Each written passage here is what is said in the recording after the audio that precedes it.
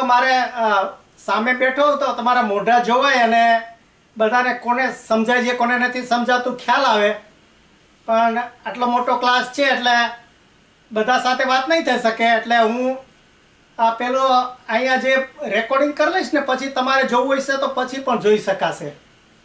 એટલે આમ તો તમને ખબર છે કે ત્યાં આપણે ચાલુ કરતા હતા ત્યારે મારી પ્રથા એવી હતી કે પહેલાં બધા આવે ત્યારે જે હજુ આ બધું સેટિંગ થતું હોય ત્યાં બધા મેડિટેશન કરવા બેસી જાય.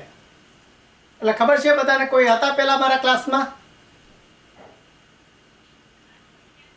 હા હા ઓકે. એટલે એમાં શું થાય કે તમે તમારું મગજ હોય ને એ પછી અહીંયા બરાબર અભ્યાસમાં ચોંટી જાય અને બીજે ક્યાંય ના જાય. એટલે હજુ આ બધા ગોઠવતા હોય ત્યાં તમે ખાલી આંખો બંધ કરી તટાર બેસી અને આવી રીતે ઊંડા શ્વાસ લેવાના ને 1 થી 100 સુધી ગણવાનું. જોકે આજે નથી કરતા આપણે, પણ આ તો તમને સૂચના આપું કે તમે આવો ત્યારે તમે જો વહેલા આવી ગયા હો તો આ રીતે કરવાનું. બાજુવાળા સાથે વાતો નહીં કરવાની, પણ મેડિટેશન ચાલુ કરી દેવાનું જેથી તમારું મન ભણવામાં આવી જાય. અને પછી બીજી વસ્તુ આપણે શું કરતા હતા કે 3 પ્રતિજ્ઞા લેવડાવતા હતા એટલે તમારું દ્રઢ થાય. તમને ખ્યાલ ન હોય તો આપણે આજે રિપીટ કરીએ. તો હું બોલાવું એમ બોલજો. પહેલાં હું બધું સમજવાની કોશિશ કરીશ, માત્ર સાંભળીને બેસી નહીં રહું. બોલો.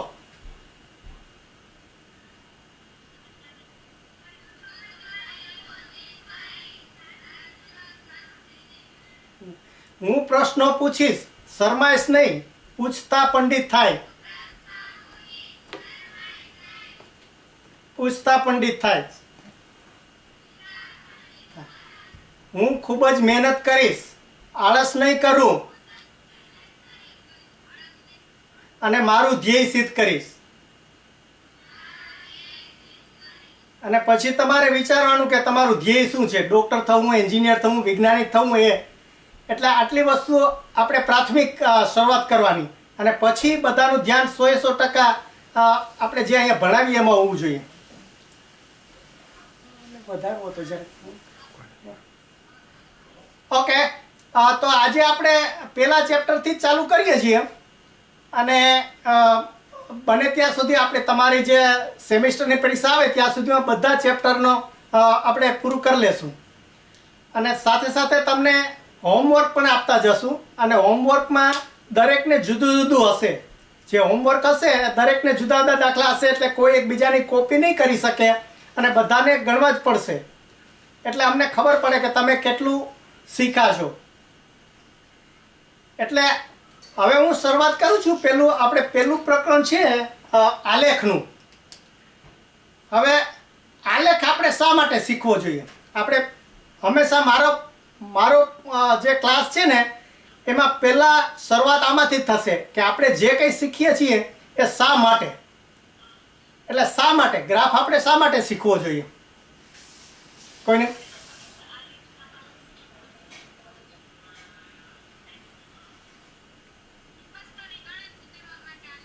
હે?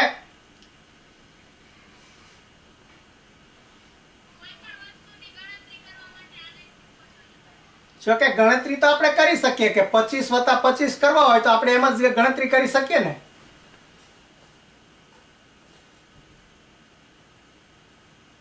તો હવે હું સમજાવું કે આપણે ઘણી વસ્તુ છે ને એ ચિત્રથી વધારે સ્પષ્ટતા આવે અને આંકડા યાદ રાખવા ના પડે. એટલે અંગ્રેજીમાં એક કહેવત છે કે 1 picture worth 1000 words. ચાલુ છે? ઓકે. એટલે એનો અર્થ એમ કે એક ચિત્ર 1000 શબ્દ બરાબર થાય. એટલે ઘણી વસ્તુ જે તમને ઘણા બધા આંકડા આપવામાં આવે, ફકરા લખવામાં આવે, પણ જે ન સમજાતું હોય ખાલી એક ચિત્ર દોરી દે તો પણ સમજાય. એટલે તમે આ 2 પ્રકારના ગ્રાફ આપણે શીખીએ છીએ. તો હવે બંનેનો તફાવત આપણે જોઈશું કે એક તમારે પેલો આગલા ધોરણમાં કયો શીખેલા? સ્તંભ આલેખ. બરોબર ને? સ્તંભ આલેખ શીખેલા. આજે આપણે વર્તુળ આલેખ શીખશું. તો હવે બંનેમાં ફાયદા ગેરફાયદા શું છે એ થોડું સમજાવું તમને. કે આપણે સ્તંભ આલેખ શીખ્યા હતા તો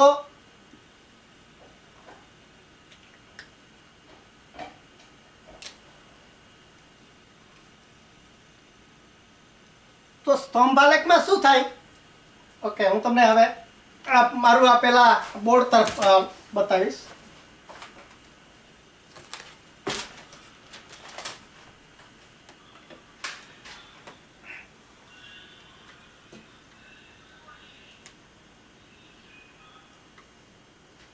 દેખાય છે? દેખાય છે બરોબર?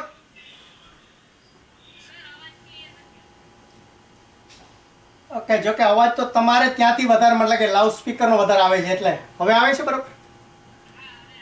ઓકે ઓકે, એટલે હું શું વાત કરતો હતો કે આપણે સ્તંભ આલેખ શીખ્યા તો સ્તંભ આલેખનો ઉપયોગ શું છે કે ટ્રેન્ડ જોવા માટે. એટલે ધારો કે આપણને કોઈ કહે કે મોંઘવારી વધે છે કે ઘટે છે, તો આપણે એમ કહીએ કે આ 2000માં આપણે એક વસ્તુના એમ કે 500 રૂપિયા ભાવ હતો, આ 2010માં એના 1000 રૂપિયા થયા, અને આ 2012માં એના 1500 રૂપિયા થયા. તો હવે મોંઘવારી વધી કહેવાય કે ઘટી કહેવાય? વધી કહેવાય, બરોબર ને?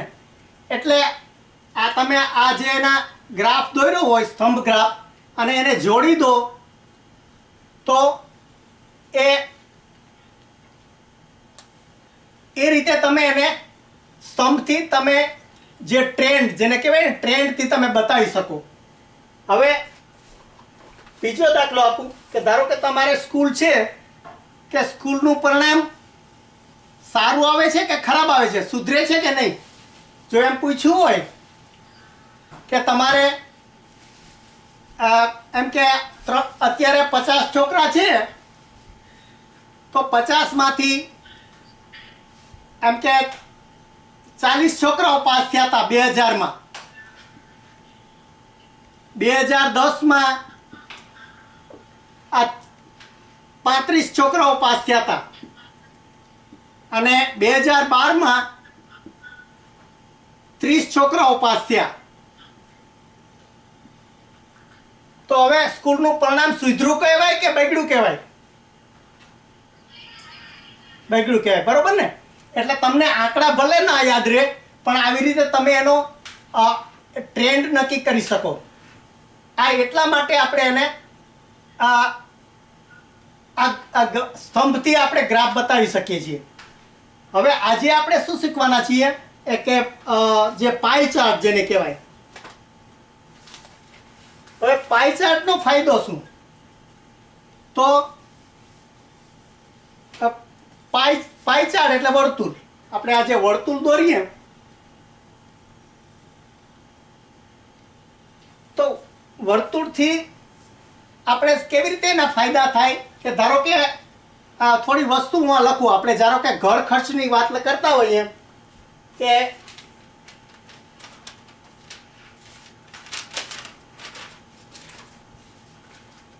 મને ખબર નથી તમારા ખર્ચો ત્યાં કેટલો હોય, પણ આ તો આશરે હું ખાલી મૂકું છું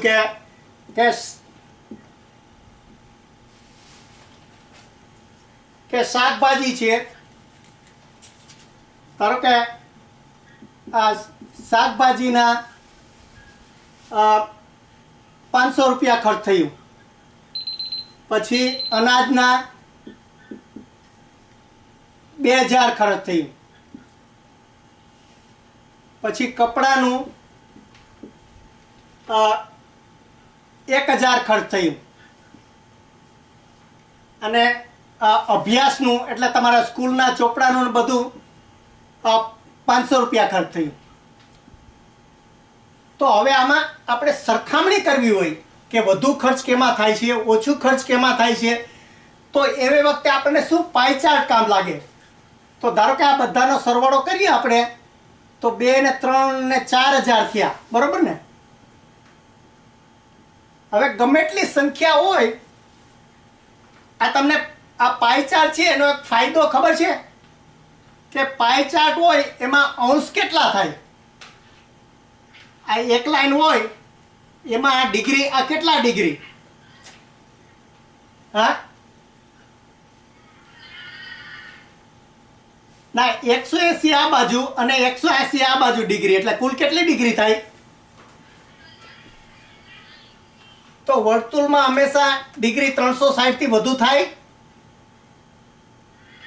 ના થાય. એટલા માટે આપણે આ વર્તુળનો ઉપયોગ કરીએ છીએ કે વર્તુળમાં હંમેશા આપણને 360 ડિગ્રી જ મળે.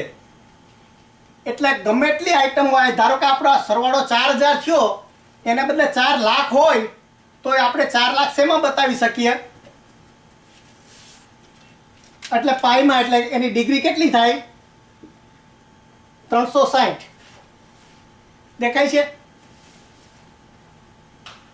હા, ઓકે. હવે ઓકે ઓકે, તો હું આ બાજુ થોડું લખીશ. એટલે હવે પાઈ ચાર્ટ છે ને, એ એક એનો ફાયદો કે આપણે જે ગમે એટલી સંખ્યા હોય, ગમે એટલા નંબર હોય, પણ હંમેશા એનો સરવાળો 360 ડિગ્રી થાય. અને બીજી એક વસ્તુ આપણે આ પાઈ ચાર્ટમાં બતાવીએ છીએ, કોઈને ખબર છે બીજું શામાં બતાવીએ છીએ?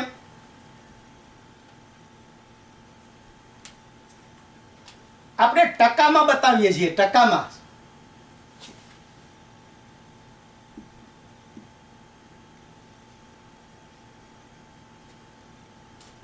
હવે ટકામાં પાઈ ચાર્ટ શું કામ બતાવીએ? ઓકે,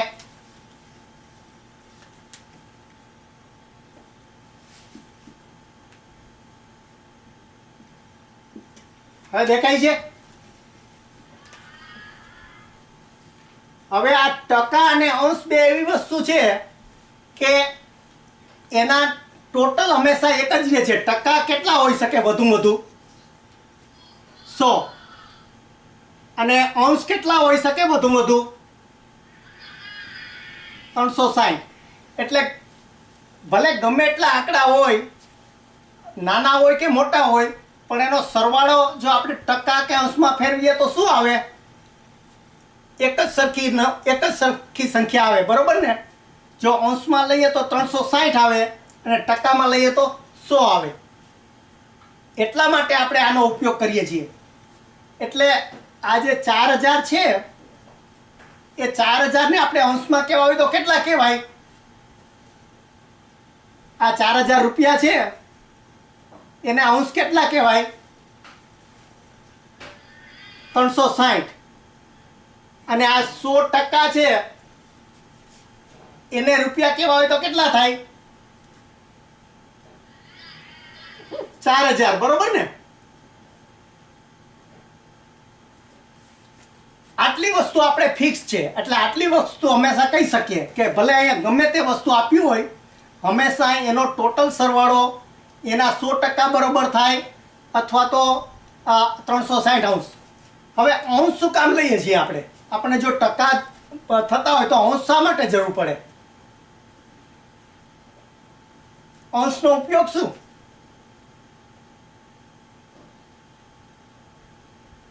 મેં હમણાં જ કીધું તમને. આપણે